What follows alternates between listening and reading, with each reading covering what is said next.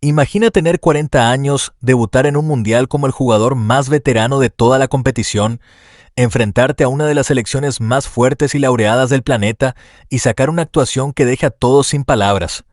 Pero al terminar el partido, en lugar de celebrar con risas, rompes a llorar frente a las cámaras. No es por cansancio, ni por el resultado, ni por la presión. Lloras porque las personas que te criaron ya no están y la única que te queda, tu madre, no pudo viajar para verte cumplir el sueño de tu vida. Esta es la historia de Josimar José Évora Díaz, mejor conocido como Bociña, el portero que pasó del anonimato absoluto a convertirse en el héroe de toda una nación en apenas 90 minutos. Vamos a recorrer paso a paso el camino que lo trajo hasta aquí, desde sus primeros días en las calles de Cabo Verde hasta el césped de los estadios del Mundial 2026. Una historia que demuestra que no importa cuánto tardes ni cuántos obstáculos encuentres en el camino, si persigues tu sueño con fuerza, nunca es tarde para verlo cumplido. Josimar José Évora Díaz, o simplemente Bociña, se ha convertido en una de las figuras más conmovedoras y sorprendentes de esta Copa del Mundo. Hace apenas unos días se puso bajo los 3 palos para defender a su selección frente a España, un equipo que en 2010 levantó el trofeo de campeón del mundo y que llegaba a esta edición como uno de los máximos favoritos. Lo que hizo esa tarde quedará grabado para siempre en la memoria de quienes lo vieron. Paradas imposibles, reflejos rápidos y una seguridad que parecía imposible en alguien que para muchos era un completo desconocido. Para que entiendas la magnitud de esa hazaña, basta con mirar los números.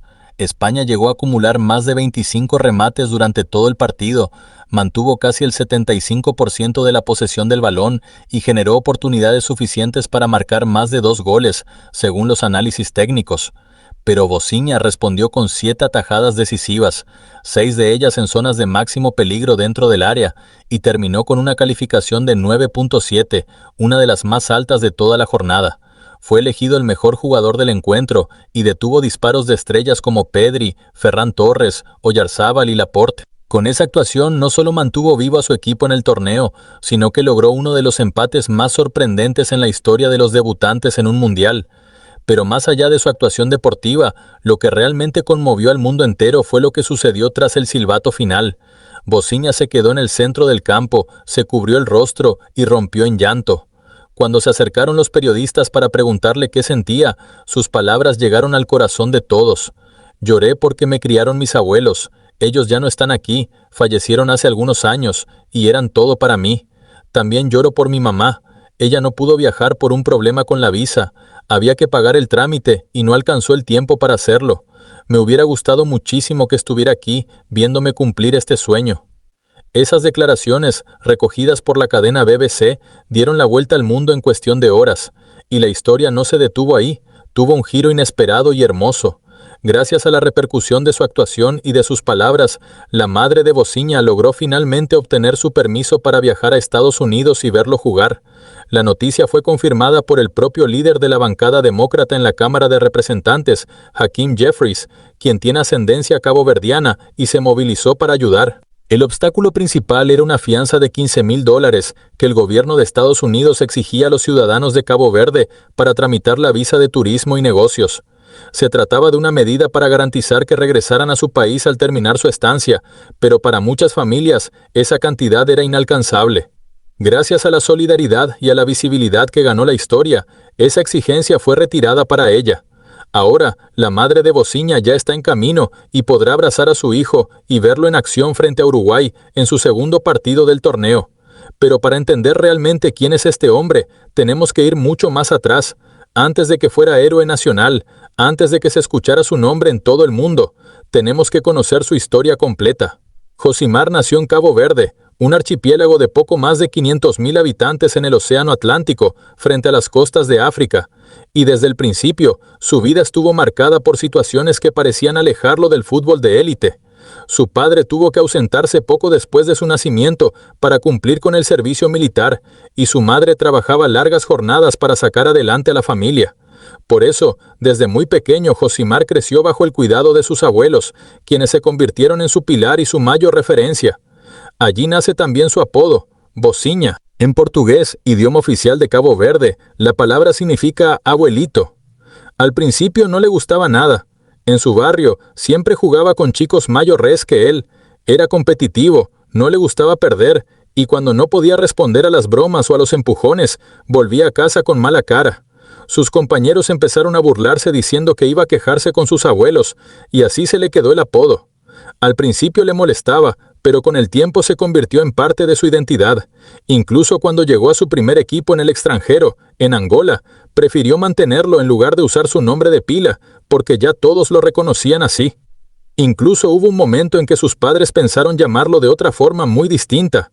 Eran grandes aficionados al fútbol, y cuando nació quisieron bautizarlo con el nombre de uno de sus ídolos, Jorge Valdano, el histórico delantero argentino que fue campeón del mundo en 1986. Sin embargo, la legislación de la época no permitía registrar nombres extranjeros, así que esa idea quedó solo como una anécdota familiar. Pero Bosinha no tuvo un camino fácil para llegar a ser profesional. A los ojos de los entrenadores, tenía un defecto que parecía insalvable: su estatura. Siempre fui el mejor de mi isla, pero me decían que era muy bajito para ser portero, contó en una entrevista. Por eso, tuvo que esperar mucho más que otros para empezar. No debutó en el fútbol profesional hasta los 25 años, una edad muy tardía para un deportista. Aún así, no se rindió. Dejó su tierra natal y cruzó el mar hacia Portugal, la antigua potencia colonial, para buscar oportunidades que en su país no le daban. De ahí en adelante, su carrera lo llevó a recorrer varios países: Angola, Eslovaquia, Moldavia, Chipre. Vivió en lugares muy distintos, se adaptó a estilos de juego muy diferentes y fue ganando experiencia poco a poco, sin prisa, pero sin pausa. Hoy en día juega en el Chaves, un equipo de la segunda división de Portugal, muy lejos de las grandes ligas y de los reflectores. De hecho, antes del Mundial, su valor de mercado rondaba apenas los 50.000 euros, una cifra muy baja para un futbolista de élite. A los 40 años, cuando muchos porteros ya están pensando en el retiro, Bosinha recibe la llamada para ir al Mundial. Él mismo confesó que en más de una ocasión pensó en dejar la selección nacional después de más de 80 partidos defendiendo a su país, pero siempre había algo que lo hacía seguir. Tenía este sueño y no quería irme sin intentarlo. Y llegó el momento de la verdad.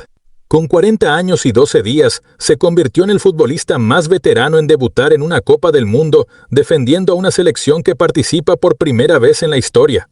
Solo el portero egipcio Essam El Hadary, que jugó con 45 años, tiene el récord de mayor edad en un mundial. Hoy, su nombre está en todos los titulares. En cuestión de horas, pasó de tener 40.000 seguidores en redes sociales a superar el 1,5 millones, demostrando que su historia tocó el corazón de todo el planeta. Su actuación no solo fue deportiva, sino también humana. Nos enseña que el éxito no tiene edad, que no importa de dónde vengas ni cuánto tiempo te tome llegar, que las dificultades, en lugar de detenerte, pueden ser lo que te haga más fuerte. Ahora, con su madre ya en camino para acompañarlo, Bosinha tiene la oportunidad de escribir un capítulo aún más hermoso en esta historia, cumplir su sueño y poder compartirlo con la persona que más se lo merece. Esta es la historia de Bosinha, el portero que salió del anonimato para convertirse en leyenda y que nos recuerda a todos que, pase lo que pase, nunca es demasiado tarde para perseguir lo que amas. Muchas gracias por acompañarnos en este recorrido. Si esta historia te inspiró, compártela con quien creas que también necesita escucharla. Suscríbete para conocer más relatos como este y déjanos en los comentarios qué parte te pareció más emotiva. Nos vemos en la próxima entrega con más historias increíbles del fútbol y de la vida. Hasta pronto.